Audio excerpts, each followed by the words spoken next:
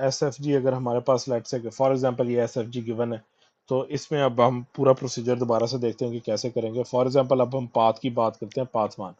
So starting from input आप node by node in the direction of arrows चलते रहें। तो यहाँ पे अब आप देख रहे हैं कि आपको डाउनवर्ड भी एरो जाने का रास्ता मिल रहा है और ऊपर जाने का भी है। तो फॉर एग्जांपल मैं अगर ऊपर वाली साइड पे कंटिन्यू करता हूँ, सो इस पॉइंट के ऊपर I can not go this way because यहाँ पे साइन एरो का नेगेटिव है। So in the direction of arrow forward I can only move in this way.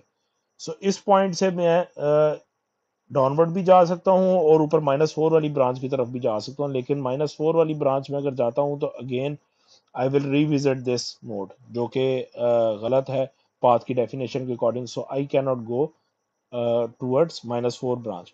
सो यहाँ पे हमारे मेरे पास सिर्फ रास्ता डाउनवर्ड आने का ही बचा है। So that's how I will come downward here. और इस नोड से भी आगे ऑब्वियसली अगर मैं डाउनवर्ड -7 की तरफ जाता हूँ तो then from this point I have to come back here. So basically again node revisit होती है, so this can also be not be a valid move. So यहाँ पे जो valid move है वो next ये है। and again इस point से अगर मैं ऊपर की तरफ जाऊँ तो ये मेरे पास एक succession of branches बनती है। So this is P1. So this is the first path.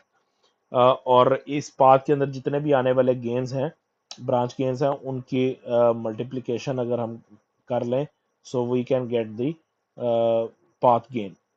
Okay, so यहाँ पे देख सकते हैं आप मल्टीपल हमारे पास जो सा वो गेन्स अवेलेबल हैं। ओके, सो 1/s+1, इसी तरह से दिस वन और ये दो फैक्टर्स मेरे पास यहाँ पे गिवन है। ओके, सो नेक्स्ट अब इसी तरह से देखें पाथ 2 मेरे पास क्या अवेलेबल है। सो यहाँ से हम जो बात कर रहे थे कि डाउनवर्ड आने का भी रास्ता है, तो देयर इज अनदर वे। सो अगर मैं इस पॉइंट पे सीधा चलता हूँ तो डाउनवर्ड आए और नेक्स्ट इस डायरेक्शन में मूव करते हुए ये एक अनदर पाथ मेरे पास आ गया। सो P2 पाथ गेन के लिए मेरे पास जो है वो P2 पाथ गेन में एक ये वाला फैक्टर आ रहा है, दिस वन। उसके बाद ये वाला फैक्टर है, दिस वन। ठीक है, और इसी तरह से 1/s और 1/s ये दो ब्रांच के फैक्टर्स यहाँ पे इसी तरह से आ जाएंगे।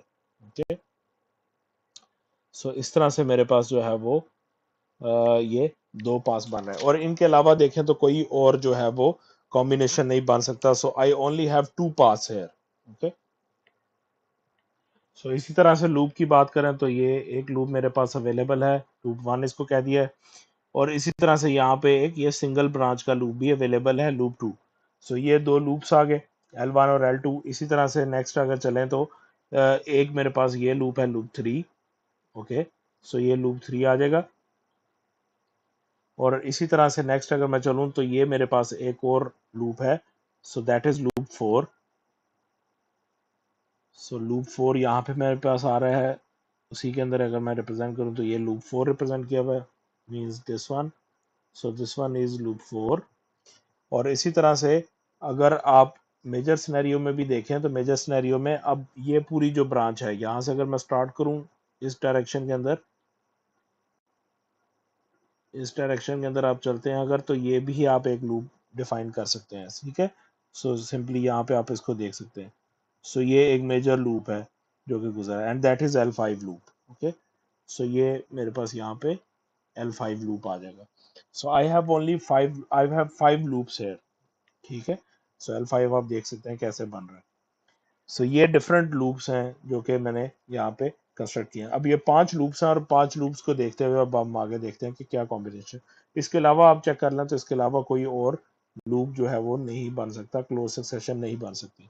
सो क्लोज्ड पाथ होना चाहिए, जिस नोड से स्टार्ट करें वहीं पे खत्म करें और बीच में क्रॉसिंग नहीं होनी चाहिए नोड्स की। सो 5 लूप्स आर है।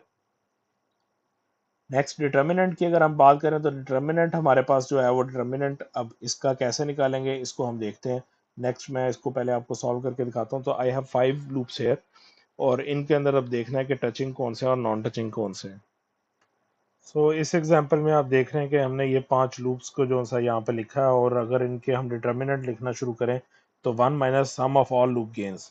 सो sum of all loop gains में हमने सब जो लूप्स हैं पांचों के लूप्स के गेन को ऐड कर दिया है, ब्रैकेट क्लोज होने के बाद प्लस का साइन। सो यहाँ पे अब आगे प्लस का साइन चलेगा एंड नेक्स्ट जो सा वो sum of products of gains of all combinations of two non touching loops. तो यहाँ पे अब हमारे पास सम ऑफ प्रोडक्ट्स आएंगे।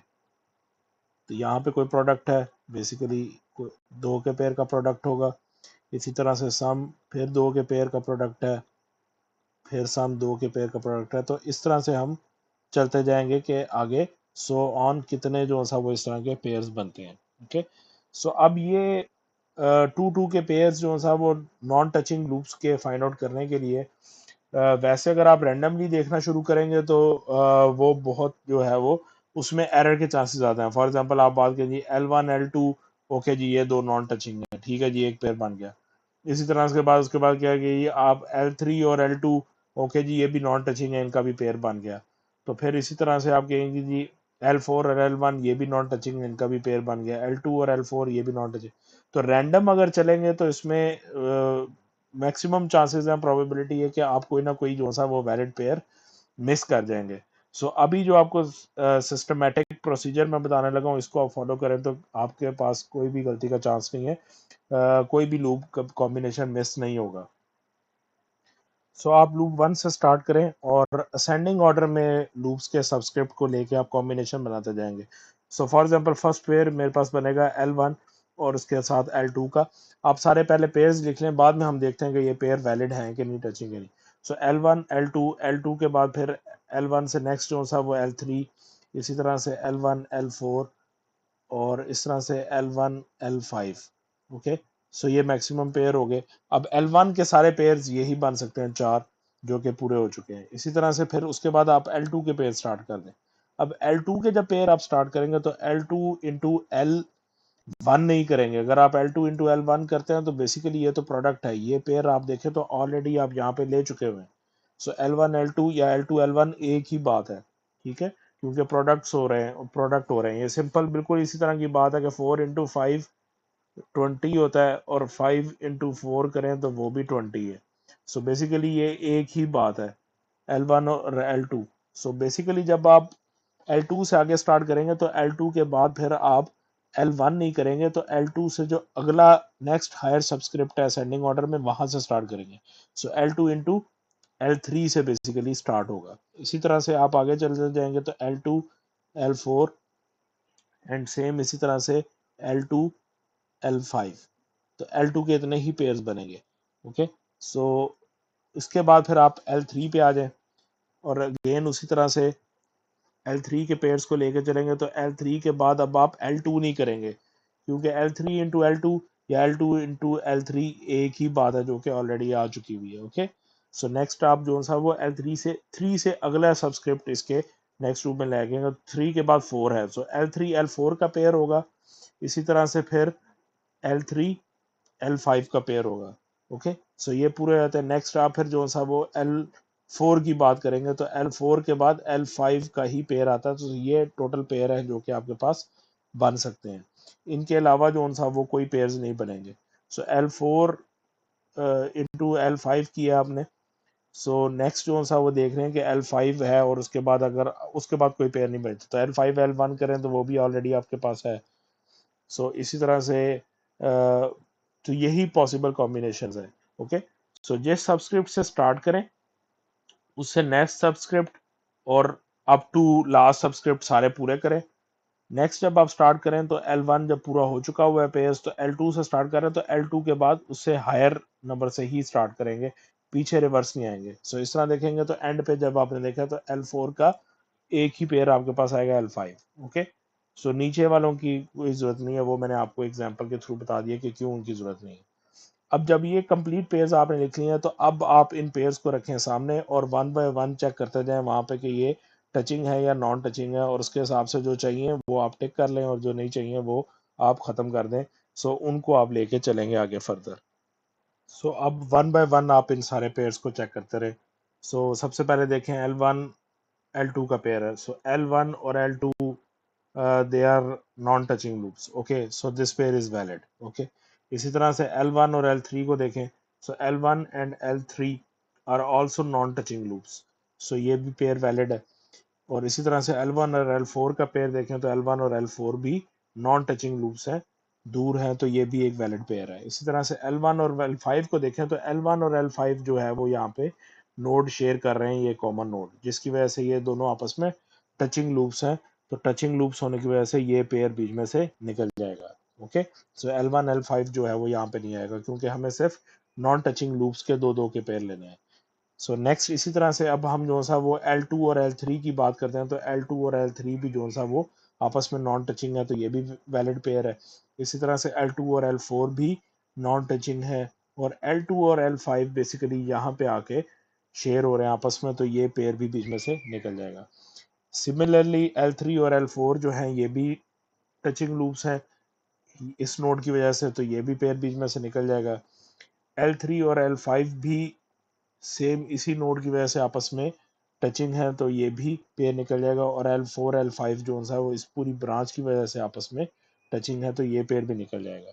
सो यू सी, इस तरह से अगर आप चलेंगे तो आपके पास कोई भी मतलब एरर के चांसेस नहीं है, और आप इनवैलिड पेयर्स को जो सा वो यूज करते हुए अब अपनी पहली टर्म जो है वो यहाँ पे पूरी कर लें। Sum of products of gains of all combinations of two non touching loops, इस चीज को हम लेके पूरा कर लेंगे। सो इस तरह से हमारे पास टू नॉन टचिंग लूप्स के जितने भी पेयर्स थे, वैलिड पेयर्स यहाँ से हमने जो निकाले, सो इन वैलिड पेयर्स को हमने यहाँ पे लिख लिया। अब नेक्स्ट जो पार्ट है दैट इज, यहाँ तक हम फार्मूला कंप्लीट कर चुके हैं, तो we will start from this minus sum of products of gains of all combinations of three non touching loops। सो अब आपने यही प्रोसीजर दोबारा रिपीट करना है, लेकिन अब हम दो की बजाय तीन तीन के पेज लेके चलेंगे, और उसमें भी वही सिस्टमेटिक वे आप फॉलो अप करेंगे कि हमेशा असेंडिंग ऑर्डर में लूप के सबस्क्रिप्ट को लेके चलेंगे। सो थ्री लूप्स के पेयर बनाएं, तो थ्री लूप्स के पेयर में मैं स्टार्ट करता हूं, तो L1 L2 और L3 ये फर्स्ट पेयर आ जाएगा। इसी तरह से अब जब नेक्स्ट नंबर हमें लेना है, तो L1 L2 फर्स्ट टू आप बिट्स कह लें कि फर्स्ट टू डिजिट्स जो सा वो वही रहेंगे, सिर्फ लास्ट डिजिट जो है उसको आप बढ़ा रहे होंगे। ओके, सो जब ये कंप्लीट हो जाए, लास्ट नंबर तक पहुंच जाए, तो देन उसे एक पिछली बिट को अब आप एक राइज दे देंगे। सो इस तरह से L1 L2, तो L3 के बाद L4, इसी तरह से L1 L2 L5। ओके, सो अब यहाँ तक ये पेयर्स पूरे हो गए हैं 3 के L5 के।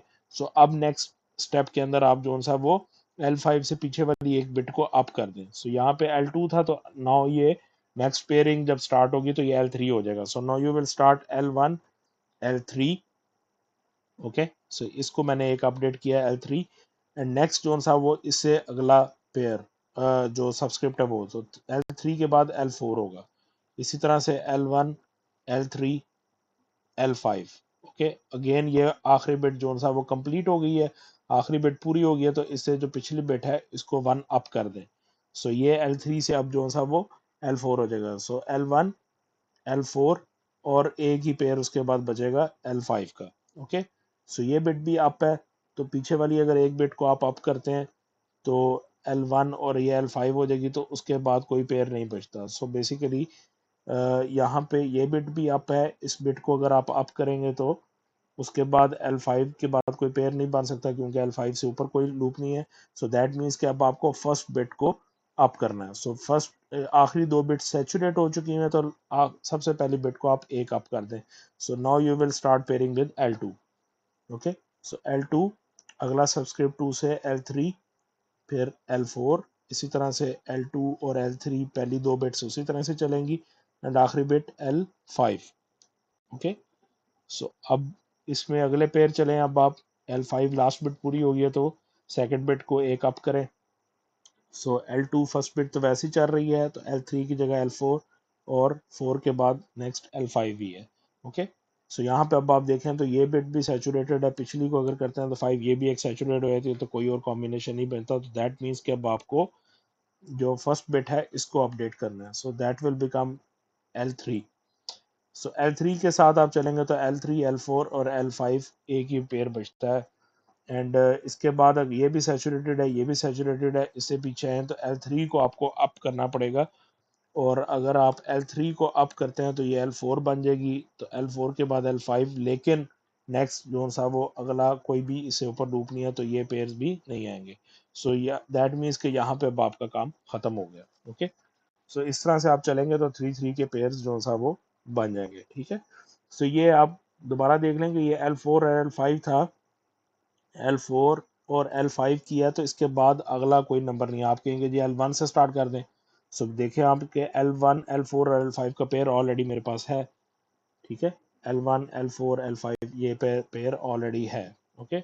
सो ये बेसिकली आगे चलने की जरूरत नहीं है, इसलिए हम बात कर रहे हैं कि आप हर जगह देखें, हर कॉम्बिनेशन में हम बेसिकली जो सा वो जो भी पार्ट है, तो हायर असेंडिंग ऑर्डर में इनके सबस्क्रिप्ट जा रहे हैं, 1 2 4 1 2 5 1 3 4 1 3 5, तो हायर ऑर्डर्स में जाएंगे, असेंडिंग ऑर्डर्स में जाएंगे, तो तब हमारे पास जो सा वो सिर्फ यही लिमिटेड पेयर्स आएंगे जो कि बन गए, ठीक है। इनके अलावा हमारे पास कोई पेयर नहीं है।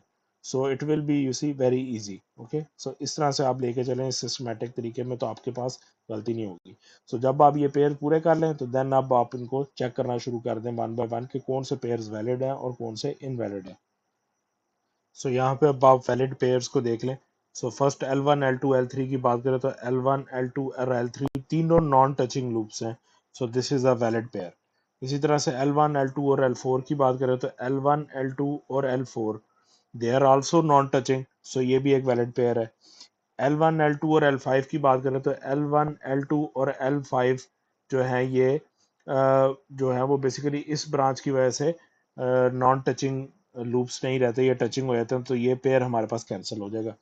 इसी तरह से L1 L3 और L4 की बात करें, तो L1 L3 और L4 में अगर चलें, तो L3 और L4 जो है वो कॉमन है, सो ये पेयर भी इनवैलिड हो जाता है। इसी तरह से L1 L3 और L5, सो L1 L3 और L5 अगेन जो सा वो इस नोड की वजह से ये पेयर भी कॉम्बिनेशन में नहीं आ सकता। L1 L4 और L5 को देखें तो ये भी इनवैलिड पेयर है because of L4 and L5 combination. L2 L3 और L4 ये भी L3 और L4 के पेयर कॉमन होने की वजह से, टचिंग होने की वजह से ये पेयर भी नहीं आ सकता। L2 L3 और L5, सो अगेन ये भी टचिंग लूप्स हैं, L2 L4 और L5, ये भी L4 और L5 तीनों जो था ये भी टचिंग है, L3 L4 और L5 ये भी तीनों टचिंग है। So we only have 3 pairs here, okay. So L1 L2 के 2 ही पेयर्स हमारे पास जो था वो यहाँ पे वैलिड होंगे। तो नेक्स्ट हमारे पास यही चीज जो था, अब फर्दर ये फार्मूला माइनस साइन के साथ आगे चलेगा, and we will get L1 into L2 into L3 plus L1 into L2 into L4। So ये अब हमारे पास आ गया, डिटर्मिनेंट आ गया। So sum of products of gains of all combination of 3 loops का हमने बना दिया। अब नेक्स्ट प्लस साइन के बाद और एंड सो ऑन, अब आगे क्या चलेगा, sum of products of gains of all combinations of 4 non touching loops, इसी तरह से 5 नॉन टचिंग लूप्स। सो इस तरह से हम पेयर चलाते जाएंगे, 4 का भी और 5 का भी। तो 4 वाले में भी देखें तो हमारे पास जो सा वो कोई भी सिस्टम आगे पेयर 4 का वैलिड नहीं होगा। सो 2 के पेयर्स आप पूरे रखेंगे, और 3 के पेयर्स बनाते हुए आप ये भी देख सकते हैं, फॉर एग्जांपल जिस तरह से 2 के ये पेयर्स अब नहीं बनते, ये टचिंग लूप्स हैं। सो यही यही 2 पेयर जब भी रिपीट होंगे 3 पेयर्स के अंदर, तो वो पेयर वैसे नहीं बन सकता। सो 2 पेयर्स वाले अगर आप सामने रखें, तो 3 बनाते हुए आप देख सकते हैं, तो L1 L5 नहीं साथ आ सकते, तो L1 L5 यहाँ पे आ रहे हैं, ये आप पेयर बनाए ही ना। इसी तरह से L2 और L5 जो है वो दो में आपने देखा कि वो टचिंग लूप्स हैं, तो L2 और L5 के भी जितने पेयर्स हैं वो भी नहीं बनेंगे। सो L2 L5 इधर आते हैं, ठीक है जी। इसी तरह से L2 L5 यहाँ पे कॉमन आ रहा है, सो ये पेयर्स नहीं बनेंगे। इस तरह से L3 और L4 जैसे 2 में अगर पेयर नहीं बनता, तो 3 के पेयर पे भी ये दोनों इकट्ठे नहीं आ सकते। सो L3 और L4 ये यहाँ पे भी नहीं आएंगे। इसी तरह से 3 4 यहाँ पे भी नहीं आ सकते, यहाँ पे भी 3 4 नहीं आ सकता। इसी तरह से आप 3 5 देखें, तो 3 5 के भी पेयर्स कॉम्बिनेशन आपस में नहीं बन सकते, सो 3 5 का ये पेयर भी नहीं बनेगा। इसी तरह से 4 और 5 भी इकट्ठे साथ नहीं आ सकते, तो ये पेयर भी 4 और 5 का नहीं बनेगा। सो अगर आप 2 के पेयर्स को सामने रख के चलें, सो 2 को पेयर्स को सामने रखते हुए 3 के आप लिमिटेड पेयर्स देखेंगे कि वो बनेंगे, उनके अलावा जो सा वो कोई भी कॉम्बिनेशन नहीं आएगा। सो इस तरह से आपने देखा कि 2 के पेयर्स जहाँ पे नहीं है, वो वही उन्हीं के 3 के पेयर्स भी नहीं बनते। और जब 3 के पेयर्स नहीं बनता, तो नेक्स्ट आगे अगर हम अगले स्टेप पे चले, यहाँ पे प्लस से आगे sum of products of gains of all combinations of 4 non touching loops, तो ऑब्वियसली वो भी नहीं बनेगा, क्योंकि अगर आप देखें तो 3 लूप्स जो हैं वो टोटल 5 लूप्स हैं, तो 5 लूप्स में जो है वो मेजॉरिटी ये 3 लूप्स तो एक ही जगह पे टचिंग है। ओके, सो 4 का पेयर बन ही नहीं सकता, क्योंकि अगर 3 टचिंग है तो चौथा जो भी आप लेके आएंगे वो 4 नॉन टचिंग हो ही नहीं सकते। ओके, सो इस तरह से आप जो सा वो डिटर्मिनेंट पूरा कर लेंगे, तो ये अब आपका कंप्लीट डिटर्मिनेंट हो गया। So this is the determinant. Next हम निकालेंगे कोफैक्टर्स।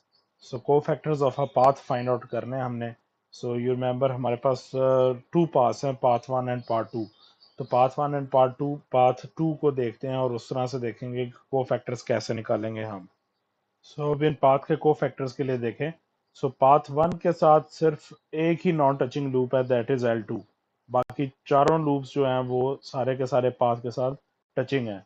सो सिर्फ नॉन टचिंग लूप्स को, उस पाथ के साथ नॉन टचिंग लूप्स को हम देखते हुए डिटर्मिनेंट लिखेंगे। So delta one here will be co-factor of path 1 will be 1 minus L2. Okay, so 1 minus L2 and there is only one loop, so that's why इसमें next आगे to pair के combinations नहीं बनेंगे। सो ये हमारे पास delta one हो गया।